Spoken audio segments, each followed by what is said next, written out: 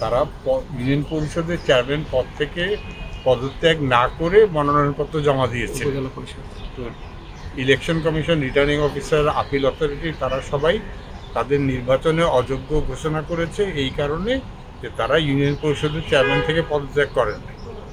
তো ওর বিরুদ্ধে রিট করলাম এবং যেটা দেখানো হলো যে ইউনিয়ন পরিষদের চেয়ারম্যানরা পদত্যাগ করতে বাধ্য না, এবং আদালত এটা আদেশ দিলেন যে তারা ইউনিয়ন পরিষদের চেয়ারম্যান পদে থেকেই আসন্ন উপজেলা নির্বাচনে প্রতিদ্বন্দ্বিতা করতে পারবেন এবং তাদের মনোনয়ন হাইকোর্ট বৈধ ঘোষণা করেছে।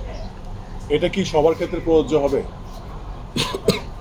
এখন ভবিষ্যতে সবার ক্ষেত্রেই প্রযোজ্য হবে, কারণ হাইকোর্টে যখন একটা রায় দিয়েছে, হ্যাঁ এটা রায় তাদের যোগ্য ঘোষণা করেছে, অতএব এটাই এখন আইনের ব্যাখ্যা এবং এটা সবার ক্ষেত্রেই প্রযোজ্য হওয়ার কথা।